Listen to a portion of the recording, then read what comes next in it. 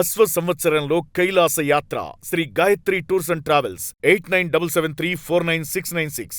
అరవ శ్రీధర్ తీరుపై జనసేన ఎమ్మెల్యేలు అసహనం వ్యక్తం చేస్తున్నారు. చిట్చాట్లో అసహనాన్ని వ్యక్తం చేశారు ఎమ్మెల్యేలు. అసెంబ్లీకి రావొద్దని శ్రీధర్కి పార్టీ చెప్పలేదా అంటూ కూడా జనసేన వ్యాఖ్యానించడం జరిగింది. అసెంబ్లీకి రావటానికి అరవ శ్రీధర్కు మొహం చెల్లటం లేదేమో అంటూ జనసేన ఎమ్మెల్యేలు మాట్లాడుకోవటం, పార్టీ వ్యవహారాలకు మాత్రమే దూరంగా ఉండమని చెప్పారు. చిన్నస్థాయి వ్యక్తులని ఎమ్మెల్యే చేస్తే పార్టీ పవన్ పరువు తీస్తున్నారంటూ అసహనం వ్యక్తం చేస్తూ ఉన్నారు. కష్టపడి పనిచేసి కేసులు భరించి జైళ్లకు వెళ్లి వచ్చి ఎమ్మెల్యేలు అయ్యామంటూ కూడా జనసేన నేతలు మాట్లాడుతూ ఉన్నారు. కొందరు మాత్రం దారి తప్పి పవన్ కళ్యాణ్ పరువు తీస్తున్నారు. ఒక్కసారిగా అధికారం చూసేసరికి కొందరికి కన్ను మిన్ను కానటం లేదంటూ కూడా ఎమ్మెల్యేలు జనసేనలో చర్చించుకుంటున్నటువంటి పరిస్థితి నెలకొని ఉంది అరవ శ్రీధర్ వ్యవహారంతో కూడా.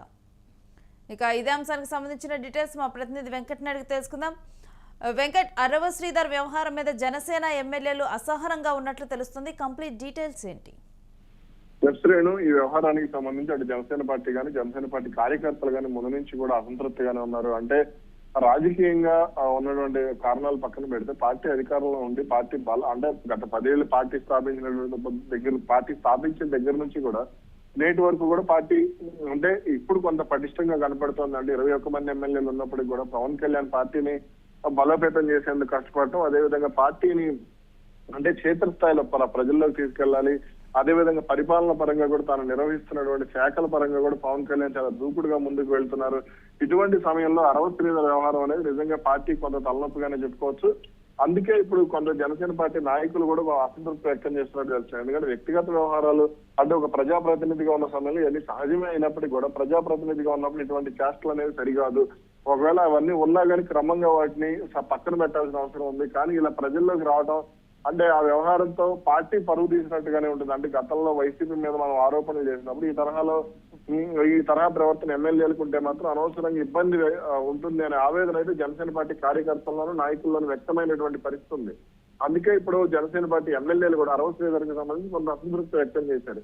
అంటే సాధారణంగా ఇటువంటి పార్టీని అంటూ ఉంటారు, కానీ ఇక్కడ పవన్ కళ్యాణ్ కూడా సీరియస్ గా ఉండటంతో ఎమ్మెల్యేలు కూడా కొంత సీరియస్ గా ఇంటర్వ్యూ నిలుస్తుంది. ఇంకా జనసేన పార్టీలో అంటే ఆ వ్యవహారంలో ఆయన నిర్దోష అనే అంశం పక్కన పెడితే ఆ అంశానికి సంబంధించి అప్పుడు అరవ శ్రీధర్కి భవిష్యత్తులో కూడా కొంత ఇబ్బంది పడే సంకేతాలే ఉండవచ్చు అనే అభిప్రాయాలు అయితే వినపడుతుంది.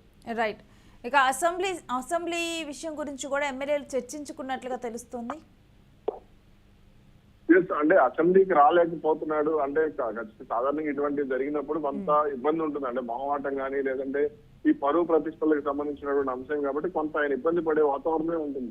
ఇవన్నీ మామూలుగా సాధారణ జీవితాల్లో జరిగేవి అయినప్పటికీ కూడా కొంత దీనికి సంబంధించి ఏంటి అని అంటే తాను ఒక ప్రజాప్రతినిధిని రేపు పొద్దున అసెంబ్లీలోకి ఎమ్మెల్సీలకు మొహం చూపించుకోవాలి, తోటి సహచర ఎమ్మెల్యేకి మరో 174 మందికి ఆయన మొహం చూపించుకోవాలి. కాబట్టి ఇవన్నీ కూడా కొంత ఇబ్బందికర పరిణామాలు ఏమంటే అదేవిధంగా ఈ పార్టీ శాసనసభ పక్ష సమావేశాలు జరిగినప్పుడు కూడా తాను కూర్చోలేనటువంటి పరిస్థితి ఉంటుంది. కాబట్టి అందుకే ఇప్పుడు నిన్న ఎన్డీఏ శాసనసభ పక్ష సమావేశం జరిగింది. అలాగే జనసేన పార్టీకి సంబంధించి కూడా పవన్ కళ్యాణ్ ఒక సమావేశం నిర్వహించారు. కాబట్టి ఇటువంటి సమావేశాల్లో కూర్చోవాలి అనుకున్నప్పుడు కొంత ఇబ్బందికర వాతావరణమే ఉంటుంది. అందుకనే ఆయన రాలేదు అన్నది కూడా తెలుస్తుంది. ఇక అరవ శ్రీధర్ లాంటి వాళ్ళకి సీట్ ఇస్తే గనక పవన్ కళ్యాణ్ లాంటి వాళ్ళ పరువును తీస్తారంటూ కూడా అరవ శ్రీధర్ ప్రూవ్ చేశారు అంటూ కూడా సొంత పార్టీలోనే ఇప్పుడు చర్చలు నడుస్తున్నాయి. అంటే ఇప్పుడు పవన్ కళ్యాణ్ అరవ శ్రీధర్ అనే ఇప్పుడు జనసేన ఎమ్మెల్యే కానంత వరకు కూడా అరవ శ్రీధర్ ఎవరు, ఆయన రాజకీయ చరిత్ర ఏంటి, ఆయన పరిస్థితి ఏంటి అనేది ఎవరికి తెలియదు. కానీ పవన్ కళ్యాణ్ ఇమేజ్ తోనే ఆయన అది అంటే అధికారాన్ని అనుభవిస్తున్నారు.